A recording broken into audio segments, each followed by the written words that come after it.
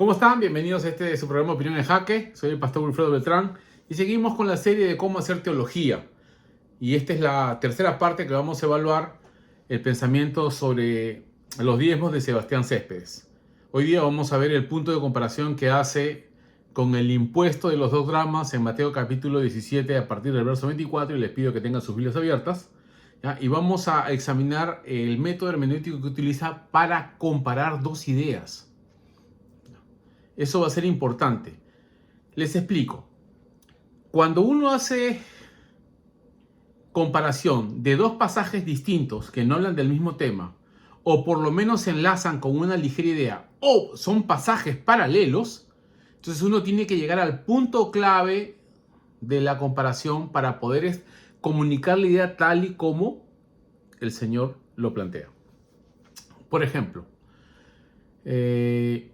yo veo que él tiene problemas y deficiencias en los tipos y antitipos, ¿no?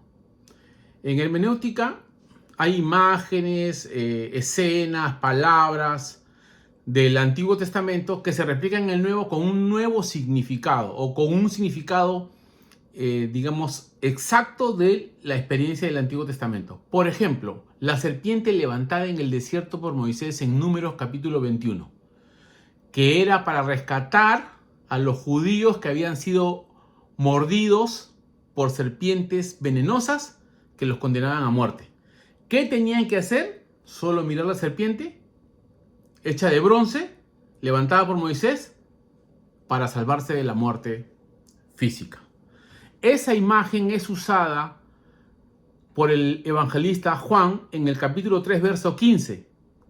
En palabras de Jesús, es así como la serpiente fue levantada en el desierto por Moisés, ¿ya?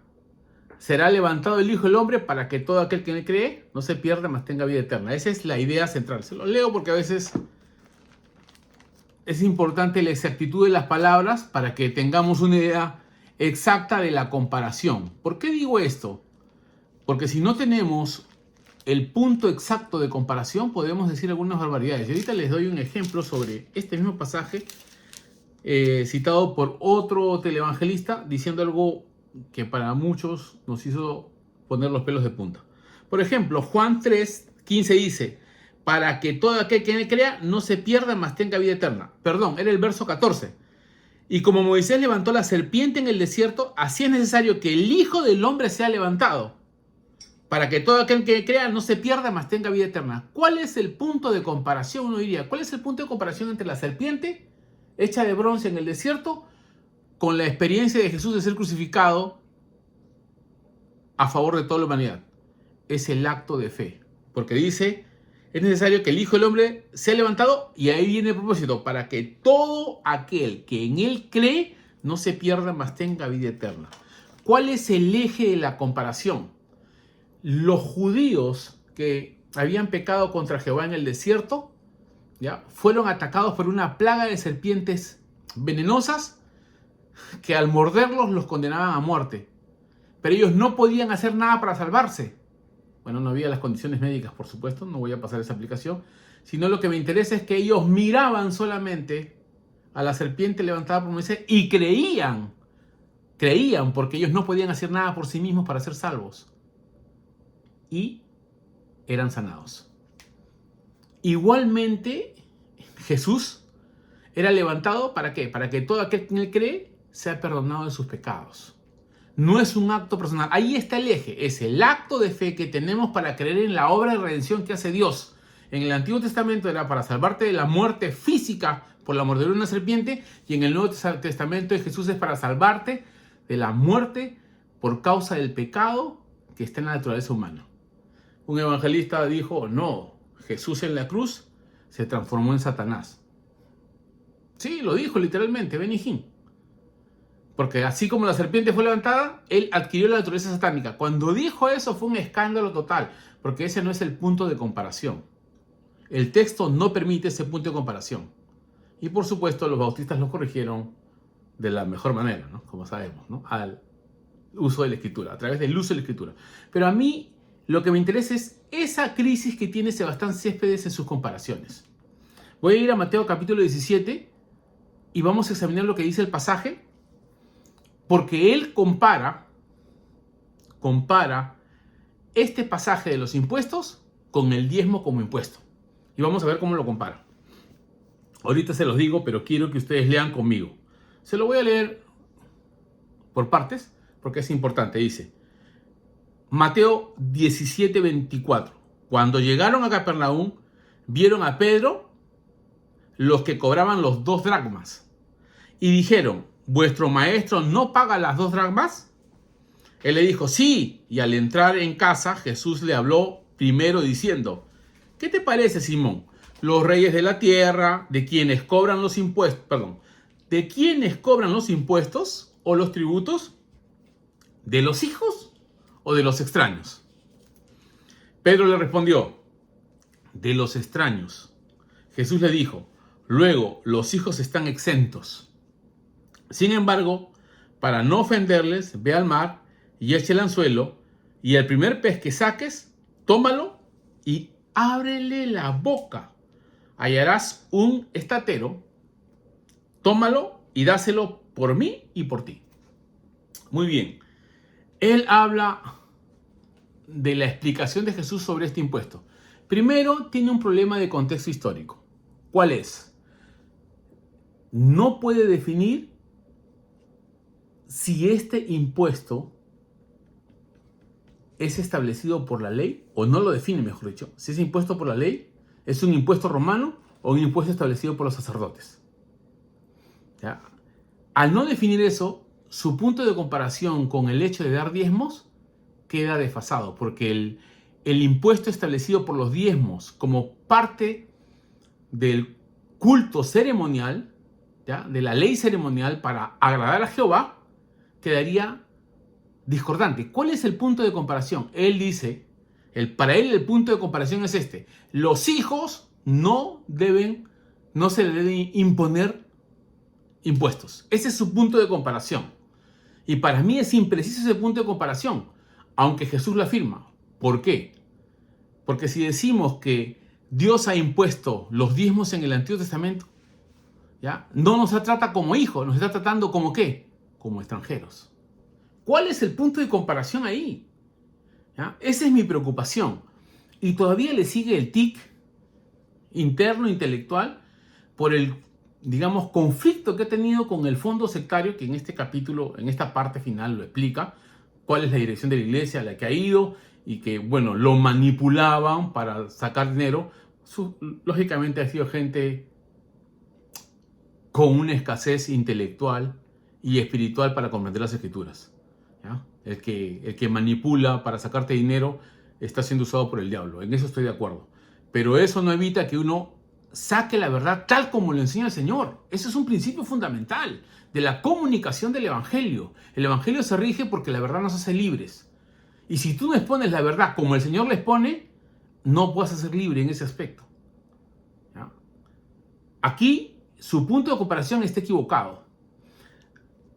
Tiene un vacío entonces. Y yo he estado investigando, como les dije la semana pasada, César Vidal, el doctor César Vidal, le voy a dejar el link de la descripción también, en la descripción, para que ustedes vean que él dice que estos 2 impuestos, los 2 dracmas, fueron establecidos por los sacerdotes.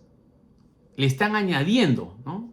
Sin embargo, he tenido la oportunidad de leer a Hendriksen, ¿no? A Hendriksen.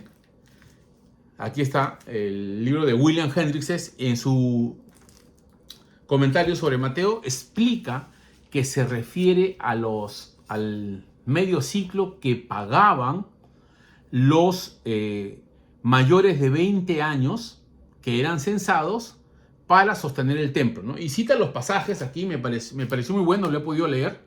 He podido examinar Éxodo 30, 12 al 14, Éxodo 38, el verso 26, cita Segunda de Crónicas 24, 6 y 9. Aquí se ve mejor todavía en esta etapa porque se indica que era para sostener el tabernáculo como lo estableció Moisés. O sea, es clarito el asunto. ¿Y quién corrobora estas ideas? Él va al fondo histórico y cita a Josefo en Antigüedades de los Judíos, en el capítulo 18, en el inciso 312. Y en la Guerra de los Judíos, en el capítulo 7, inciso 213. La pregunta es, ¿quién tiene razón? ¿César Vidal o William Hendriksen? y he resuelto la situación de esta manera. La investigación. El impuesto para el templo solo era un pago, pues, cuando era censado, cuando pasaba los 20 años. En cambio, los sacerdotes lo establecen anual, como César Vidal dice, ¿no? Que ya no sabían de dónde arañar, ¿no? Porque ellos controlaban todo el sistema, ¿no? Ellos establecían qué animal debía ser sacrificado, porque pasaban por su control de calidad. Ellos le ponían el sello. No podías traerme cualquier animal, ya era muy diferente a la forma que el judío traía su sacrificio. No, el sacerdote examinaba, este no califica, así que sácalo, cómprame uno de acá, ¿no? Y por redimirlo, a veces se quedaba con los dos. Ya ustedes han visto eso en Levítico 27. Estaban, en este caso, creando un negocio en el manejo del templo. Y no solamente rascaban dinero ahí, sino también en el uso de las monedas, ¿no? Como los romanos traían monedas, decían, no, tienen imagen de César, eso es idolatría. El sacerdote tiene que cambiártelo por las monedas establecidas en el sistema del templo. Bueno, esas son cosas que se dan a veces. La viveza de la naturaleza humana, ¿ya? Por causa del pecado que corrompe la verdad. Pero nosotros tenemos que decir la verdad tal cual está escrita, ¿ya? Porque nosotros que creemos en la sola escritura tenemos que mantener los puntos de comparación. Y es una mala aplicación que él hace. Porque si no puede determinar cuál es el contexto histórico y que Jesús se refiere al impuesto que ellos ponen sobre la voluntad de Dios, no nos tratan como hermanos y como hijos espiritualmente. Y no tiene nada que ver con el diezmo del Antiguo Testamento, porque si no, Dios no nos trataría como hijos, pues. Y esa es una crisis en su interpretación. Pero él, como tiene ese tic contra todo lo que, entre comillas, se opone a colaboración según la ley del diezmo, reacciona mal. Muy bien, no voy a profundizar en este asunto. Voy a ir a los dos siguientes pasajes paralelos que él utiliza, ¿ya? Y que tampoco hace una buena exégesis. Perdónenme que lo diga, pero tengo que ser sincero, ¿no? Porque no podemos establecer un correcto concepto teológico si no sacamos las ideas tal y como las revela el texto. Él, cita Mateo 23:23, y aquí lo voy a usar porque Jesús utiliza Mateo 23:23 para cuestionar a los fariseos que habían solamente guardado las formas de la fe, no la esencia de la ley. La ley era tener justicia, misericordia, ¿no? Jesús le dice, ustedes diezmáis todo, pero os has olvidado lo más importante de la ley, hacer justicia, misericordia, ¿no? Entonces, ellos cumplían la formalidad externa, pero no el significado esencial de la ley. Y de paso les digo lo siguiente, Jesús era judío y aprobó el diezmo porque él era judío. Y aunque no diga la Biblia que Jesús dio el diezmo, ¿ya? No podemos usar este argumento de ausencia porque otro pasaje dice de que él vino a cumplir la ley. Y si vino a cumplir la ley, tuvo que dar la ley del diezmo. Como se ve que su madre, cuando lo dedica, junto con José, traen 2 palomas, porque eran tan pobres que podían ofrecer 2 palominos, 2 palomitas. No trajo becerro, no, porque eran pobres, pero tenían que cumplir la ley. Muy bien. Así que para los que dicen que Jesús no dio diezmo, están en un error. En ese argumento de ausencia no se basan en el pasaje que habla que él vino a cumplir toda la ley, de Mateo 5:17. Bueno, solamente para señalar, porque mi interés es el siguiente. Yo creo en la unidad del pensamiento de la Biblia. Ya les he explicado que habían 3 tipos de diezmos, y no lo explico solamente yo, lo explica MacArthur, lo explican los diferentes pastores que hablan de este tema. Sin embargo, yo noto que ellos tienen un vacío en la hilación del pensamiento teológico, ¿ya? Abraham tuvo un pensamiento teológico, ¿ya? Por supuesto, y lo explica, como he dicho, Hebreos capítulo 7. ¿Ya? Abraham honró a Melquisedec con los diezmos porque él lo bendijo. Entonces, él le da los diezmos a aquel que representa, el sacerdocio de Jehová en la tierra. Honra ese ministerio. Y es un concepto que se va a ver nuevamente en el libro, se va a ver bajo la ley, ¿no? Porque va a haber en Números capítulo 18, va a haber el diezmo sacerdotal. Lo hablamos con Jacob. Él establece él establece el diezmo como gratitud por la providencia divina según el sueño que había tenido. Ya lo hemos demostrado en los capítulos anteriores. No voy a tomar mucho tiempo de eso. Pero es para sostener el culto. No dice, Abraham, algunos me dicen, Jacob, ¿a quién le daba el diezmo? Él no le daba el diezmo a nadie. Él era el sacerdote de la familia y establecía los sacrificios. ¿Ya? Los sacrificios, digamos, en nombre de él, del pueblo. ¿De dónde sacaba los sacrificios? Del diezmo que él había separado, porque dijo, de todo lo que me dieres, y dice, si me llevas con bien y me traes. O sea, de todos los 20 años, él iba separando los diezmos, porque esa fue su promesa, como consecuencia de su conversión. Ya lo hemos demostrado. Entonces es para sustentar el culto. Y hemos demostrado de que hay el diezmo de consagración, que eran animales que eran dedicados absolutamente para el culto a Jehová. Y se proveía, ¿no? Y uno, digamos, similar a este era el del festival, donde tú separabas tu diezmo para disfrutar en la presencia de Dios, era parte del culto. Y el diezmo social. En el Nuevo Testamento solo se ven dos. Y ahí es donde voy a tallar ahora, porque él usa dos pasajes y para mí no hace el paralelo correcto. ¿Ya? Él quiere sacar principios sobre la ofrenda. Pero recuerden que la ofrenda en el Antiguo Testamento esencialmente también era de animales y alimentos, pero usted va a hallar que la ofrenda también era, como en Éxodo 25, era metal precioso, oro, ¿no? Incienso, todo lo que el Señor, digamos, pedía. Pero en el Nuevo Testamento ya no pasa a ser alimentos, pasa a ser aporte económico. ¿Ya? Y ya hemos demostrado que la ofrenda en el Levítico capítulo 27, que el diezmo en el Levítico 27 también es un tipo de ofrenda, como parte de ¿qué? De los votos, de la dedicación. ¿Ya? Va en ese capítulo y en ese contexto que hemos respetado. Muy bien, aquí voy a avanzar un poquito, porque vamos a diferenciar entonces el diezmo en el Antiguo Testamento del diezmo de las ofrendas en el Nuevo Testamento. Voy a usar ofrendas para no ofender a algunos. Pero el diezmo en el Nuevo Testamento era para sostener el culto a Jehová. Era una muestra de que era un medio de salvación, porque yo me salvaba por obras en el Antiguo Testamento. En el Nuevo Testamento, la ofrenda pasa a ser una evidencia de la madurez de carácter. Y contribuimos en dos lados. ¿Ya? Aquí quiero diferenciar, digamos, el concepto de la donación en el Nuevo Testamento, ¿no? En el Antiguo Testamento tenía una implicancia legal y había un castigo espiritual si es que estabas bajo pecado, ¿no? ¿Ya? Delante de Dios. O sea, estaba en juicio tu salvación, ¿no? Estaba en riesgo tu salvación.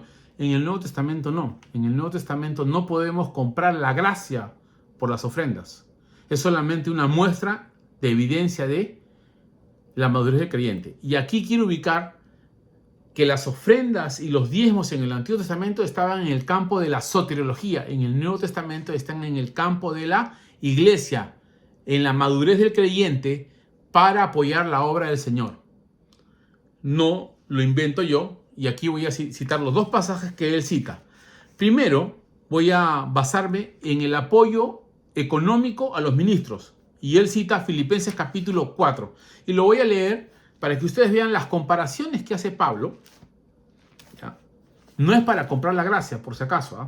Porque se acuerdan de Hechos 8, me viene a la memoria, y justo lo estaba leyendo, cuando Simón el mago ve que Pedro estaba poniendo las manos sobre los discípulos en Samaria y comenzaron a recibir el Espíritu Santo, y él dijo en el versículo 18, cuando vio que Simón,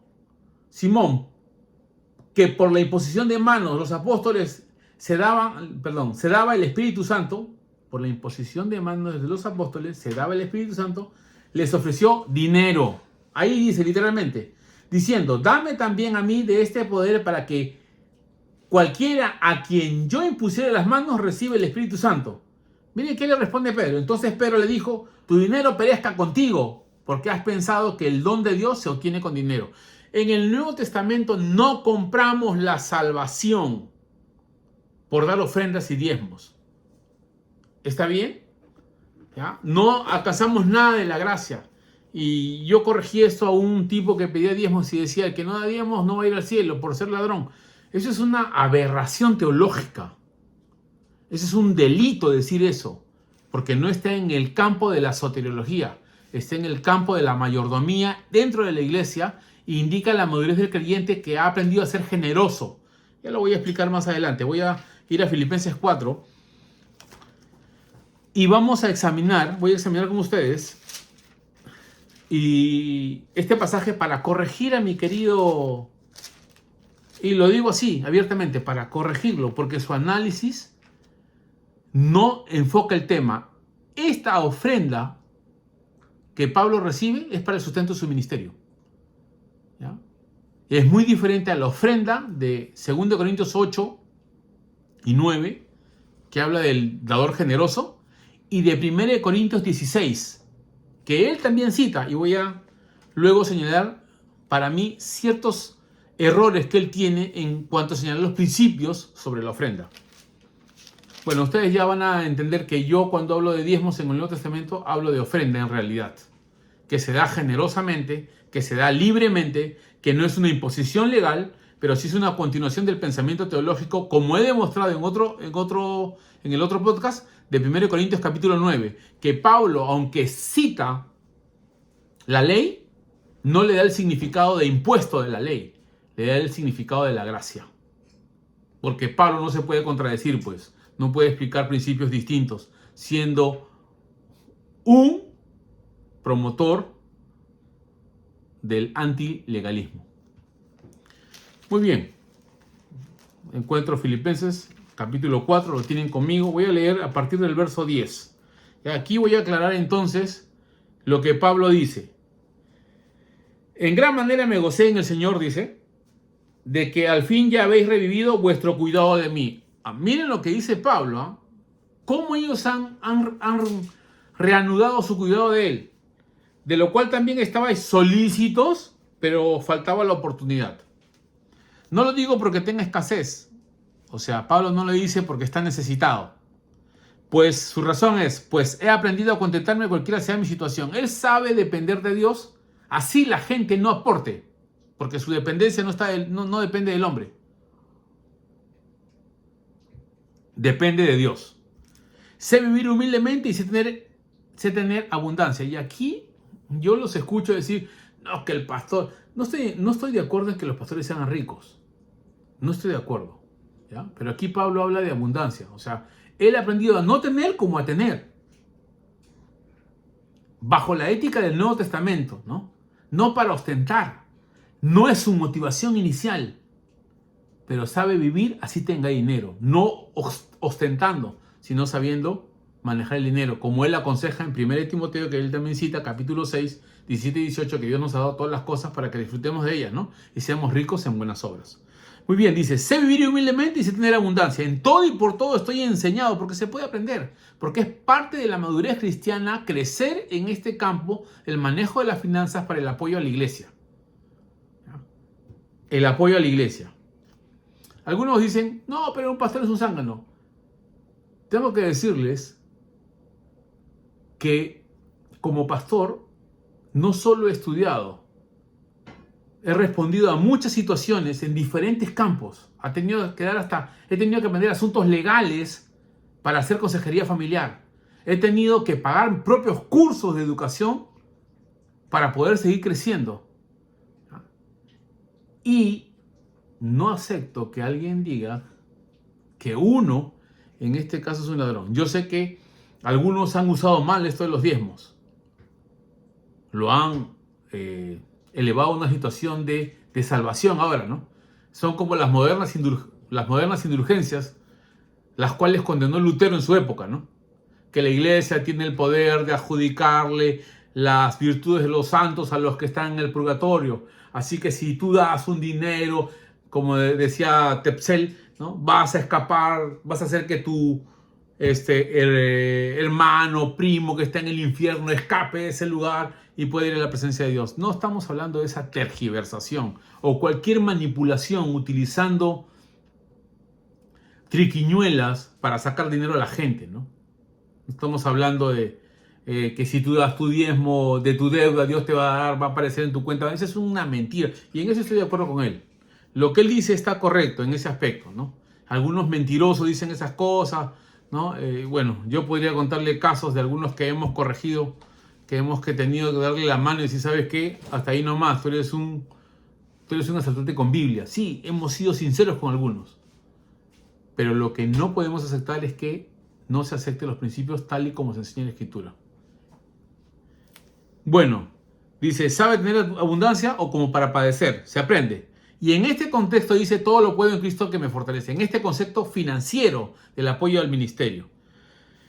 Y aquí dice en el 14, sin embargo, bien hicisteis en participar conmigo en mi tribulación. Y sabéis también vosotros, oh filipenses, que al principio de la predicación del Evangelio, cuando partí de Macedonia, ninguna iglesia participó conmigo en razón de dar y recibir. O sea, está hablando del apoyo financiero. Sino vosotros solos. ¿Quiénes estaban sustentando la obra misionera de Pablo? Los filipenses. De repente no tenían la frecuencia o la secuencia que esperaríamos.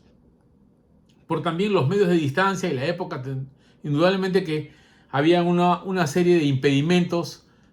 No es como ahora, ¿no? Que usted usa, no sé, da su ofrenda, puede darla hasta por internet. ¿No? Se agiliza la situación, ¿ya? Pero los principios deben ser los mismos. Hemos aprendido a apoyar la obra del Señor. Y nadie nos impone, nos nace el cuidado por los ministros.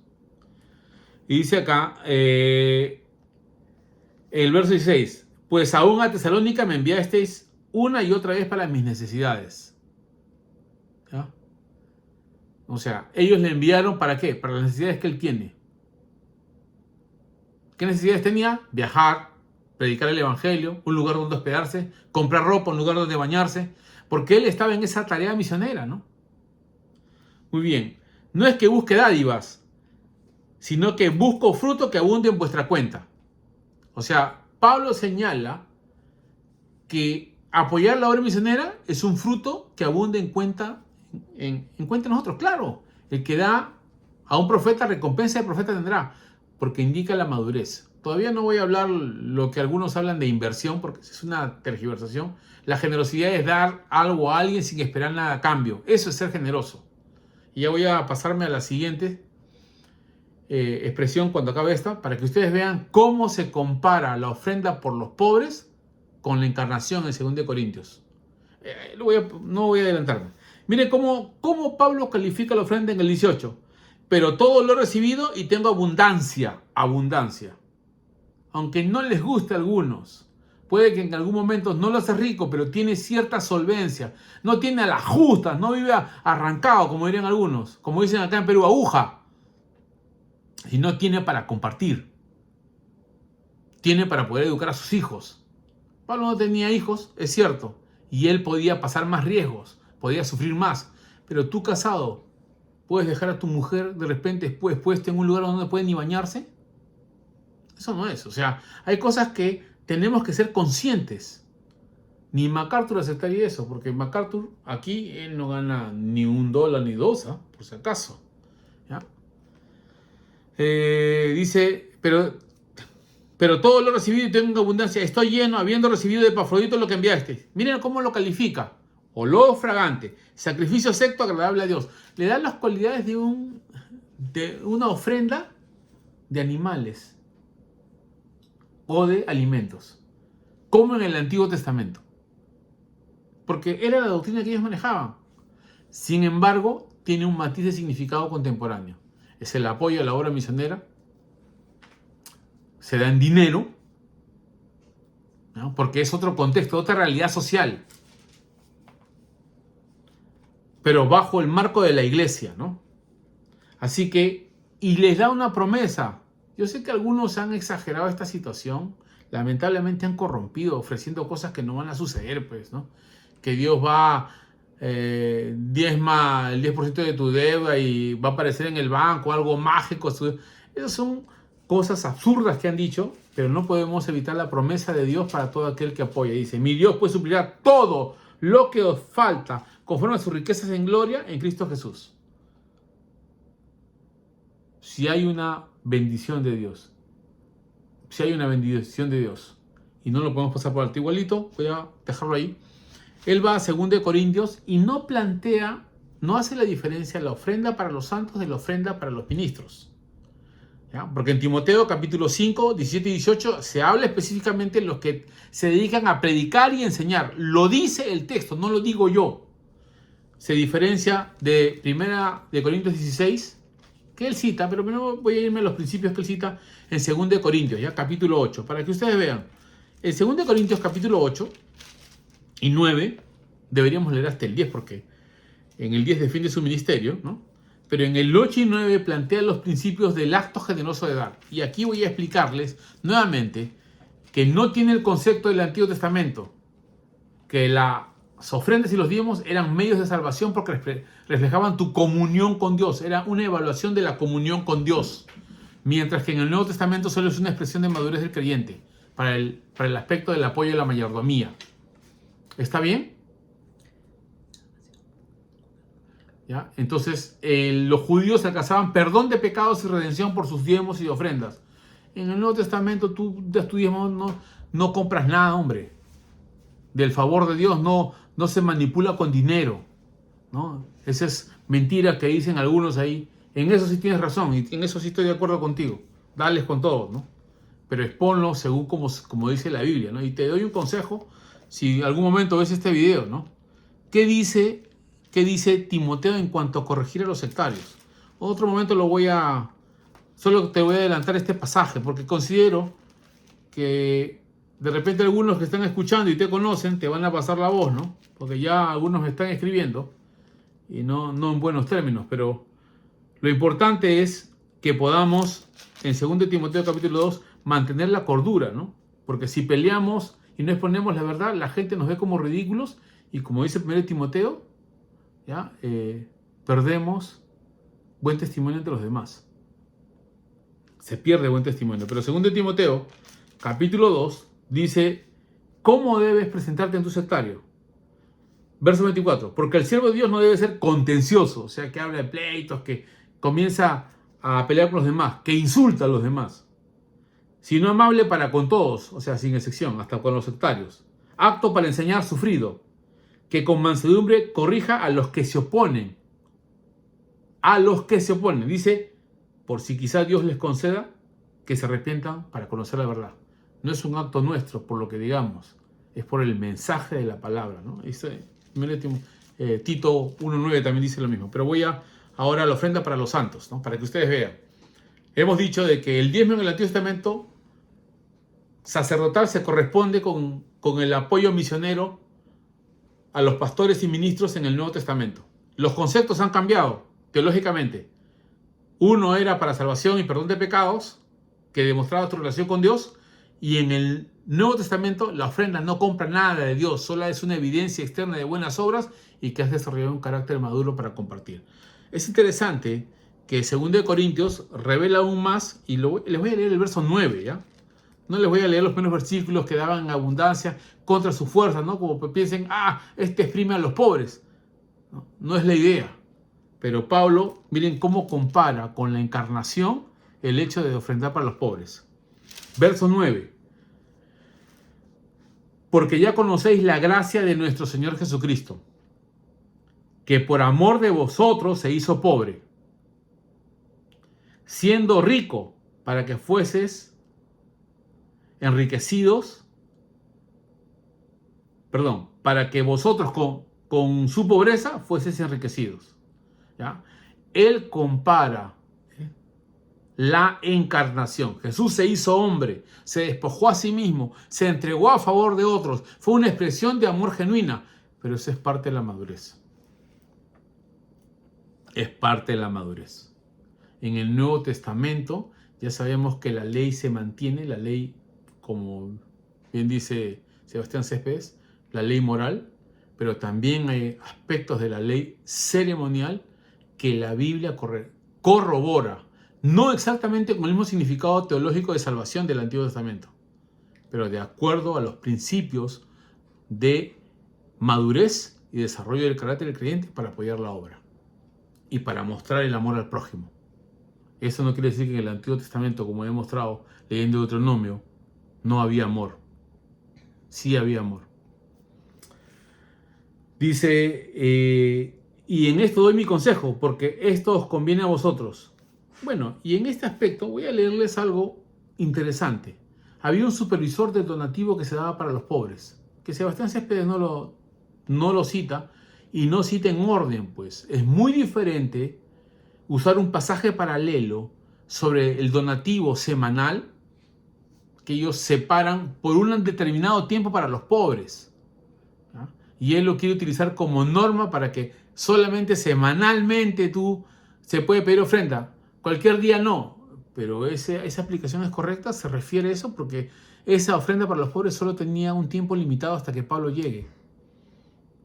Después de la semana de reunión ya no iba a haber más ofrenda para los pobres de Jerusalén. Mala aplicación. Mala aplicación del pasaje. Pues bueno, acá hay por ejemplo, habla de Tito, ¿no? En el 16, habla de la supervisión, ¿ya? Pero lo que me importa aquí es el verso 20, ¿no? Perdón, y dice, y no solo esto, sino que también fue designado por las iglesias como compañero en nuestra peregrinación para este donativo. Miren lo que dice. Cada iglesia enviaba un delegado para ver qué hacía Pablo con el dinero. Miren lo que dice el verso 20. Evitando que nadie nos censure en cuanto a esta ofrenda abundante que administramos. Porque ese dinero no lo usaba para él, era para los pobres. Es muy diferente. Es muy diferente. Procurando hacer las cosas honradamente, no solo delante del Señor, sino también delante de los hombres. Son principios fundamentales del manejo de las finanzas en el reino de Dios. Él no lo cita. Él cita, digamos, las dádivas de dar, ¿no? Generosamente. Y aquí sí estoy de acuerdo con él en dar generosamente. Pero no estoy de acuerdo, no con él, sino con los televangelistas de la prosperidad, que indican que aquí habla de dar generosamente como una inversión. Eso no enseña el texto. Jesús se hizo pobre para enriquecernos, pero no vamos a decir, no, entonces Dios quiere hacerme rico. No, esa no fue la idea. Le dice enriquecernos espiritualmente, ¿ya? Porque miren lo que dice el verso 9. Cada uno dé como propuso en su corazón, el capítulo 9, verso 7. No con tristeza ni por necesidad. O sea, nadie me da por pena o por imposición. Él todo lo ve como que da diezmo a pobre. No, yo diezmo con alegría de corazón. Me alegro de dar lo que doy. ¿Ya? Porque Dios ama al dador alegre. O sea, uno tiene que ser feliz de servir y dar al Señor con libertad. Y miren lo que dice el verso 8. Y poderoso es Dios para hacer que abunde en vosotros toda gracia. No dice toda plata. Eso es algo que los predicadores de la prosperidad no entienden. Dice, y poderoso es Dios para hacer que abunde en vosotros toda gracia, a fin de que teniendo siempre, no dice de vez en cuando. Cuando él dice de que el que no da generosamente no es prosperado, o el que da diezmo no es prosperado, ese es un error. Porque no se está basando en el texto. Porque él no sabe cómo da cada hermano. Si lo da por extorsión, por esos ladrones, es muy diferente. Nosotros pedíamos diezmos y no había una imposición en la iglesia. Si el que daba, daba. Según las estadísticas, en las iglesias evangélicas solo el 40% diezma.